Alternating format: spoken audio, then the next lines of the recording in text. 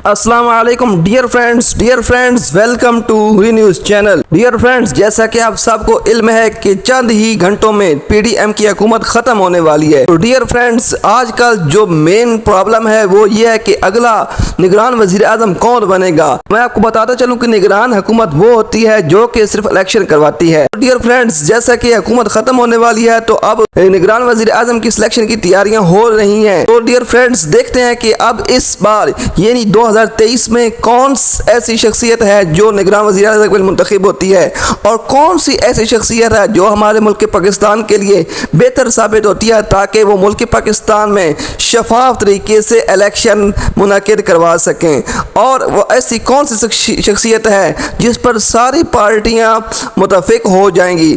تو dear friends, video کو مکمل دیکھیں تاکہ آپ اس نگران وزیر اعظم کے منتخبی کے حوالے سے مکمل معلومات جان سکیں۔ کون بنے گا نگران وزیر اعظم؟ معروف ماہر معیشت خاموشی سے پاکستان پہنچ گئے۔ نگران وزیر اعظم کے انتخابات سے قبل اہم پیش رفت ہوئی۔ میڈیا رپورٹس کے مطابق سابق وزیر خزانہ حفیظ شیخ بھی نگران وزیر اعظم بننے کی دوڑ میں شامل ہیں۔ میڈیا رپورٹس کے مطابق سابق وزیر خزانہ حفیظ شیخ بھی نگران وزیر اعظم بننے کی دوڑ میں شامل ہیں۔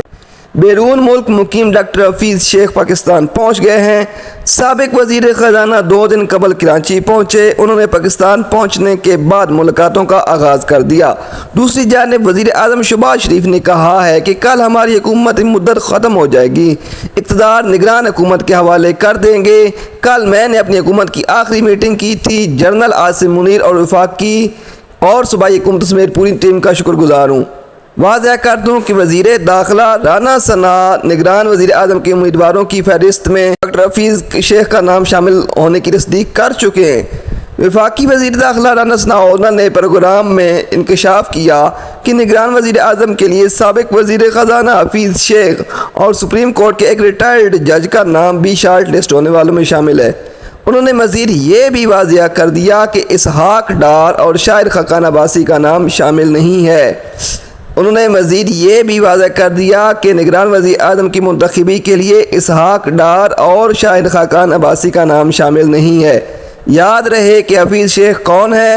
حفیظ شیخ تحریک انصاف کے دور حکومت میں سابق وزیر اعظم عمران خان کی مشیر خزانہ اور پھر وفاقی وزیر خزانہ بھی رہ چکے ہیں۔ وہ سینٹ میں اسلام آباد کی نشست سے تحریک انصاف کے امیدوار بھی رہے۔ انہیں پیپل پارٹی کے رہنما اور سابق وزیر اعظم یوسف رضا گیلانی کے مقابلے میں شکست ہوئی تھی۔